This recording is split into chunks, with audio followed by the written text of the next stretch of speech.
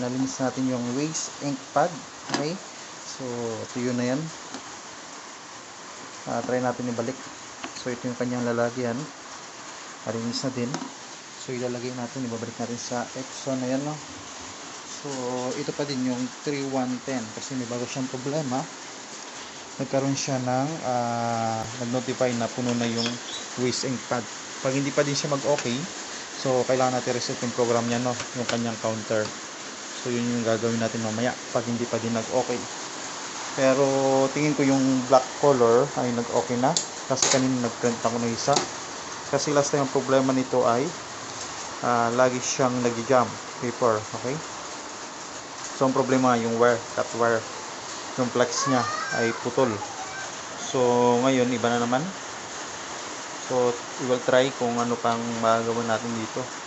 So babalik lang natin yung kanyang waste ink pad, and then kapag hindi pa din nag-okay, i-reset natin yung program niya, no? Yung kanyang counter software. Okay, kasi nadidetect niya na kanyang waste ink pad ay full na. Okay, so yun, kailangan i-reset natin kung hindi mag-okay ngayon. Okay, so yun yung next step natin.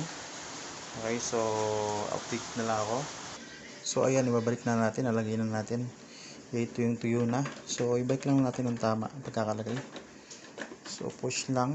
Okay, so may ano kasi yan may screw dito. So screwin ko lang, kailangan tumama doon sakto kasi doon babagsak yung mga ink, no? Kasi kasama yan sa process ng ating printer. Yan. Okay, so update na lang ako. Okay, nalagay na natin. Nalagyan na din natin yung papel. So medyo malamot lang, wala akong papel dito, wala ako sa bahay. So try lang natin, sana hindi magka-problema. Hindi, ang pangit ng papel natin. So power on lang natin. So naibalik na natin yung mga screws. Yan, umilaw na. So ang problema kasi nito, maliban sa waste pad, na-pull na siya, ay hindi siya mag-print ng black color. So try natin ngayon. So I think kailangan pa din natin i-reset yung waste ink pad. So try natin i-run doon sa computer. Yun, nag-okay na siya. So naka-print na siya, black color. Yan, okay na. So yan, black color, mayroon na tayo. Okay, so ito pa naman, tingnan natin yung ink. Ito pa, yan pa naman. So may black pa. Okay, so yun kasi ang problema kanina, ayaw mag print or ayaw mag photocopy ng black color. So ang ginawa natin, nilinisan natin yung kanyang ink tank doon sa loob mismo, no? So sinipsip natin yun using our, wala kasi akong syringe ditong maganda kaya ito yung hiniram ko lang sa aking pamangkin. Okay, so nagawa naman natin. Kala ko ngayon hindi mag-work ito sobrang liit. Okay, so nag-work naman siya, nag-print naman ng color black. Ano po, so ano na lang gagawin natin ngayon? So i-run natin sa computer kasi kailangan masaset yung waste ink pad kasi baka bumalik pa sa akin yung may-ari, no? And another problem.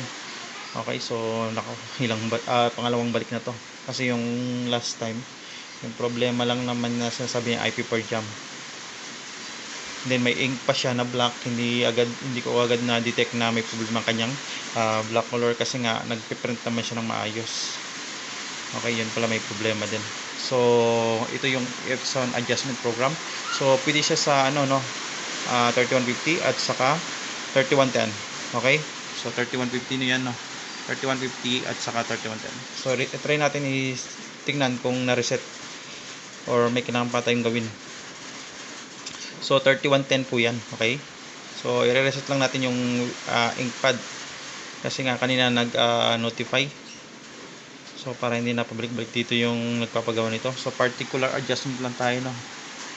So particular adjustment, and then sa waste ink pad. Okay, so kasi nag-pull na siya. So titingnan natin, check din natin, no? Kung check din muna natin kung ilan yung yan, kung ilan na yung nagamit natin. So check lang natin. So yun, 6158, malapit na. Okay, so i-reset na lang natin para hindi na pabalik-balik yung may-ari. So sabi ko na lang na ni-reset ko na din yung waste ink pad, and then nilinis ko na din, no? So dried na yun.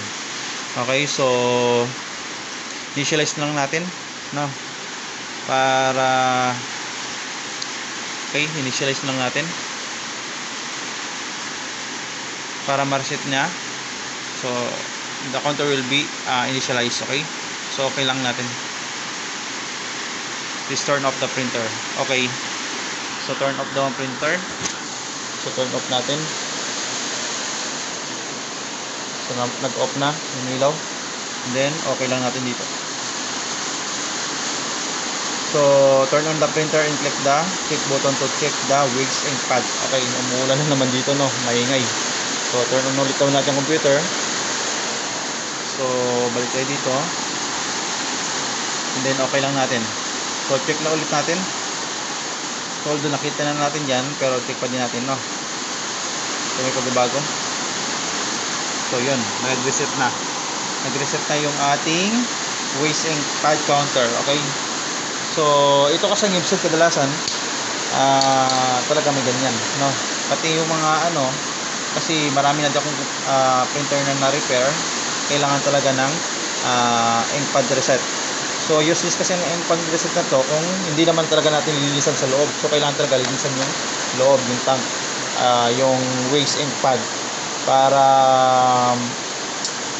hindi mag-back job, no? Hindi pa balik-balik yung customer. Kasi nga pag hindi natin nalinisan yan, madumi pa din, kakalat yung dumi doon sa loob, no?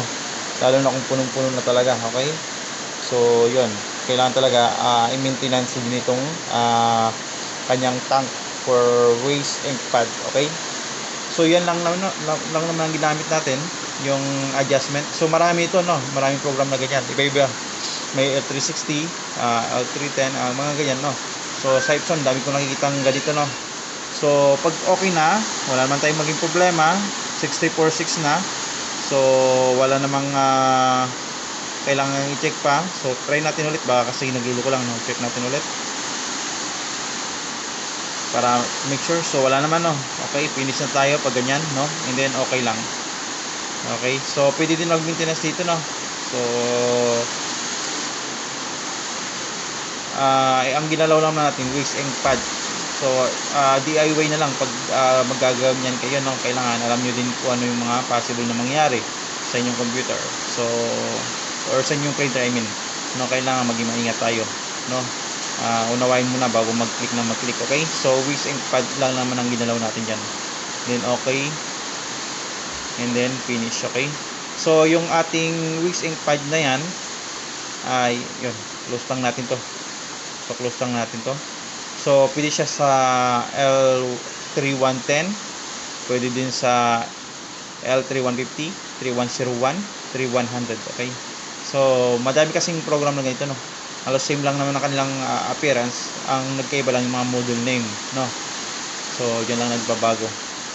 So dahil okay na tayo, okay, so tapusin na natin to. So kanina kasi hindi ko agad-agad na pasok, no? May mga password din to, no? So hindi basta-basta na ipapasok yung ating close lang natin. Hindi siya basta-basta na mapasok. So mayroon siyang tinatawag na keygen. Okay, so yan na, no? And then password. So may password din to. Okay, so siguro share ko na lang yung link dito. Okay, so thank you sa panonood.